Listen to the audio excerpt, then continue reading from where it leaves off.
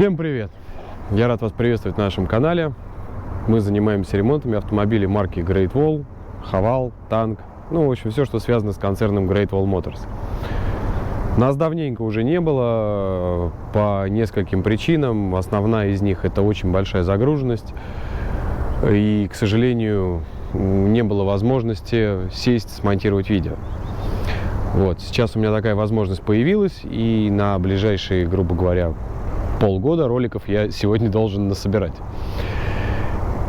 Итак, значит, сегодня автомобиль Great Wall Hover H5 с дизельным 4D20.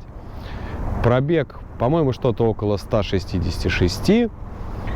Проблема: сапунит, воняет, короче, не едет. Ну, в общем, очень много проблем было озвучено изначально.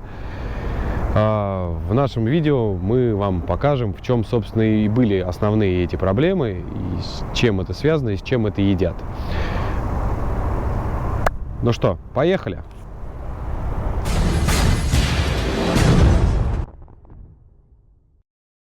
Так, как я уже и говорил, да, пробега 166. Значит, смотрите, машина отстоялась у нас 3 дня.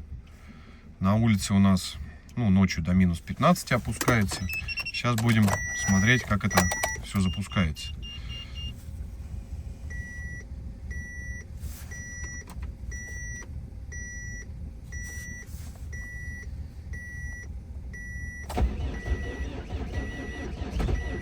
Видите, очень плохой запуск.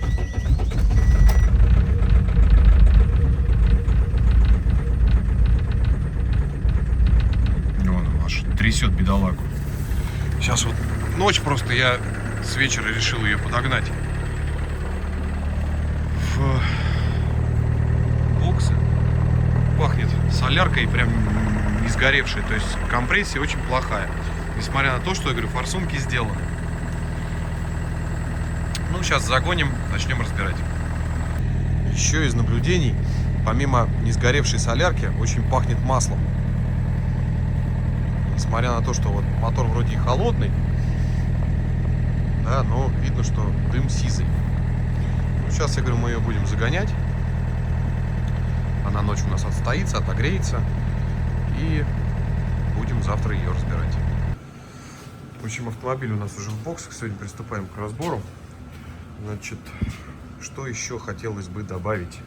Значит, мотор не вскрывашка. Никогда не вскрывался. То есть это нам определенно на плюс, что здесь мы не увидим рукожопого ремонта. Пробег вы видели. Значит, хозяин сам установил маслоотделитель. Говорит, масло, говорит, кушало. Сначала подумали на турбину.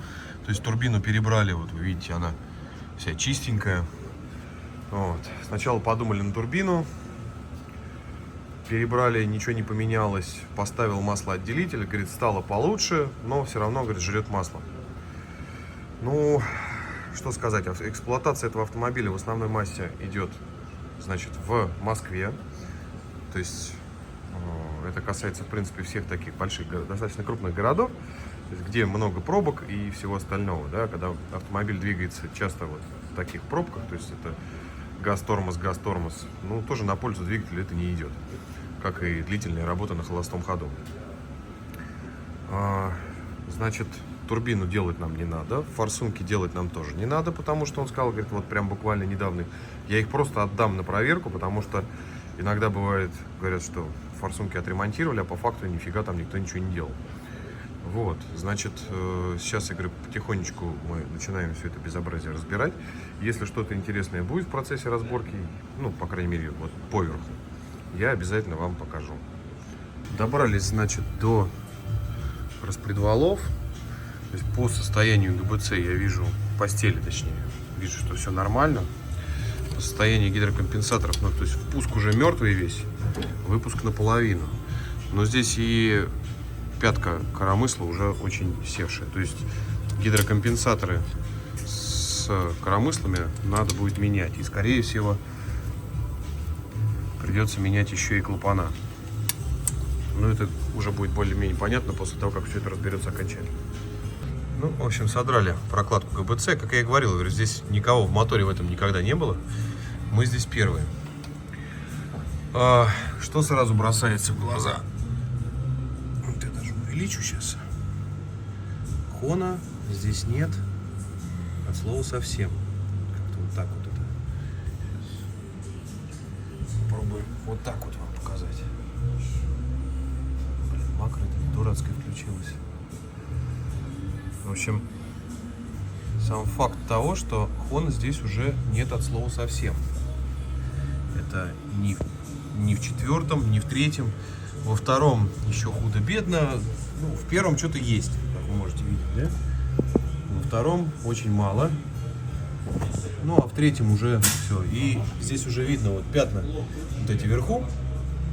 Это ВМТ, верхняя мертвая точка, да? И вот здесь уже такие прям, как вы можете видеть, пятна контакта, да? Здесь, ну, естественно, мы не увидим, потому что здесь все грязное в масле. И вот здесь, ну, то есть блок надо перегильзовывать. Собственно, чем мы и будем заниматься. В целом, как бы сейчас ГБЦ там раскидают ребята, я подойду потом посмотрю, я пока буду заниматься извлечением блока. Ну, сейчас снял радиатор с этого автомобиля. Обалдеть. Я так понимаю, что здесь никто никогда ничего не чистил. Потому что, судя по тому, как это откручивалось, снималось это все в первый раз. Да. Отсоединили турбину. Свожу я ее все-таки на проверку. Мне люфток не очень нравится. И здесь мы можем видеть вот такое безобразие. Трещина. Можно, конечно, попробовать заварить, блин, но я очень сомневаюсь. Будем искать просто коллектор с БУ автомобиля. Я посмотрю еще, может, у меня где-то в загашничке валяется коллектор. Ну, в общем, сам факт того, что его надо менять. Мы сейчас отмыли клапана и можем наблюдать вот такую картину. Клапана автоматом уходит в утиль. И направляющие туда же. Да, можно видеть. И пятка замученная.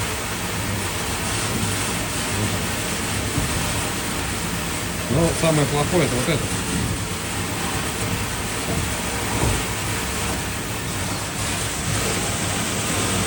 Вот так. Здесь уже править бессмысленно, клапан. Он забит туда. Вот, вскрыв поддон, ничего критичного мы, естественно, здесь не увидим. Потому что автомобиль передвигался, в принципе, вполне себе нормально. Достаточно даже чистый мотор. Если это вообще как бы фраза применима к дизельным двигателям. Но здесь, я говорю, ничего критичного я не вижу. Ну, вот у нас шатунные вкладыши, да, по порядку.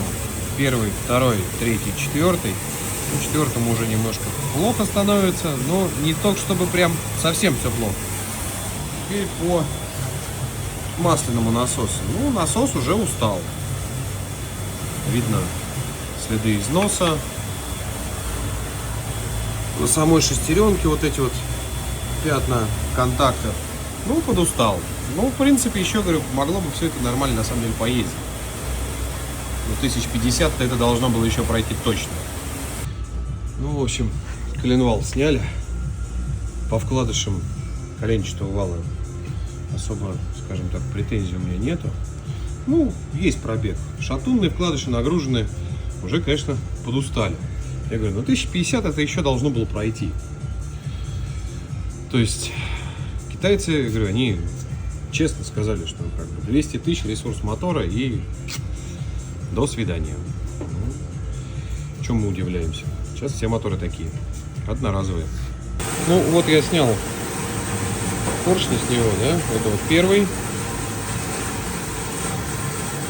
второй, третий, да? То есть видим уже износ больше, болтался сильнее. Ну и вот четвертый. Четвертый уже так. Да и по компрессионным кольцам видно прекрасно. То есть у него, во-первых, первое кольцо развалилось, когда вынимали, сейчас выбивать их пришлось. Вот. И видно по вот этой грязи, что вот здесь компрессия, в каких цилиндрах компрессия была нормальная, а в каких не очень. Вот второй цилиндр тоже здесь не очень все уже было. То есть третий нормально, более или менее, хотя тоже вот. То есть самый лучший, грубо говоря, первый. Ну, как-то вот так. Сейчас все это отмывается и везется на перегильзовку. Так, блок у нас готов, все загильзовано, все уже почищено, промыто. Сейчас приступаем к сборке. Тут я уже начал потихонечку все это готовить. Сейчас я еще тут продую и допромою канал. Это последнее, единственное, что мне осталось сделать. И приступаю к сборке. Здесь, в принципе, я говорю, у него все трубки, они все в очень хорошем состоянии. То есть, как я уже показывал, да, то есть и здесь у нас ржавчины почти нет. Даже стакан, грубо говоря, за 160 тысяч, его здесь никто никогда не менял. То есть все стоит заводское, все в очень хорошем состоянии. Что нам, естественно, идет только на пользу. В общем, коленвал-то я уже установил, забыл вам показать. То есть коленвал у нас отполированный. Все крутится прям очень легко. Сейчас приступаю к сборке поршневой группы. Ну и опять же будем все это внедрять сюда. Так, значит, поршни у нас собраны по порядку. То есть развесовка вся есть. Некоторые наверняка обратили внимание на вкладыши, да, на их цвет. Теперь шатунные вкладыши у нас идут от H9. Они, скажем так, усиленные. Подходят одинаково, но и на H9 найти оригинальные вкладыши тоже геморрой. Мы таскаем это все с Китая. Потому что именно на ховер вкладыши перестали выпускать. С этим стало сложно. Итак, блок мы собрали. Ушло мне на все про все 2 часа. Никаких подкусываний. Все вращается изумительно. Сейчас продолжаю заниматься обвеской. Ну и сегодня этот блок соберется. Не факт, что установится, потому что здесь есть еще ряд дел, которые надо сделать. Но завтра он будет установлен 100%. Итак, мотор у нас собран. Блок, точнее, останется вот здесь маховик. Ну, этот шланг я всегда в конце ставлю, чтобы он мне не мешался. Этот я тоже сейчас отверну. А так, помпа новая. Там форсунки все уже отремонтированы, турбина тоже отремонтирована. В общем, по итогу, я говорю, именно в таком виде это все будет внедряться назад. Что-то я тут так увлекся, что и промежуточный не снял. Ну, в общем, уже ГБЦ прикручено. Сейчас турбинку прикручиваю, ставлю, втыкаю гидрокомпенсатор коромысла, притягиваю постель, заливаем масло, проверяем давление в системе. Ну и дальше все это собирается, в общем-то, как обычно. Ничего нештатного, скажем так, нету. Единственное, что правую опору мы поменяем чуть попозже, левую мы уже поменяли, правую поменяем чуть попозже. Сейчас она в пути, но буквально тут со дня на день, короче, будет. В общем, по итогу все у нас собрано. Единственное, что нам останется еще сделать трапецию. И как бы на этом все. Трапецию сейчас мне надо забрать. Сашка Коробенков меня, как всегда, выручает. У меня кончились. Значит, антифриз залит, масло по уровню. Сейчас единственное, что щуп надо довоткнуть. Забыли. Вот. И как бы сейчас будем уже запускаться. Вот, собственно, мотор работает. Ну, камера, конечно, звук передает не совсем правильно. Но мотор работает, здесь все прокачали. Антифриз, печка греет. Все нормально. Сейчас закатываем боксы, закрываем ГРМ. Устанавливаем трапецию новую. Там еще рулевой карданчик поменяли по ходу. И будем созваниваться с хозяином, докладывать, что автомобиль готов. Я еще, естественно, прокачусь. Но, судя по тому, что я вижу по диагностике, проблем с двигателем здесь нет. Итак, по итогу, значит, автомобиль мы отремонтировали. Значит, вроде как, я говорю, машина передвигается, уехала. Это делалось еще по зиме. Сейчас у нас уже лето, июнь месяц. Видите, погода какая замечательная. Все, классно. Значит, по зиме это делалось. Автомобиль передвигается, все нормально, вообще никаких проблем. По крайней мере, за полгода хозяин ни разу не позвонил, нигде ничего не пожаловался. Вот. Что там еще, да, то, что говорят, что там что-то кто-то делает, я говорю, я бы не стал всегда верить тем людям, которые продают вам бэушный автомобиль. Они вам могут наговорить все, что угодно. И таких роликов вы у меня тоже много видели, когда говорят, что вот мотор с капиталки, все, говорят, все окей, все будет ездить. По факту нифига не окей, это все ездит абы как. И абы сколько. И, кстати, будет у меня нечто подобное видео где человек тоже купил машину, проездил на ней совсем немного, там что-то в районе 15-20 тысяч километров, и мотор развалился. И обязательно покажу, почему он там развалился. Ну, а на этом все. Если вам понравилось видео, ставим лайки, пишем комментарии, подписываемся на канал и вообще, короче, всего-всего самого вам хорошего. Всем спасибо, всем пока.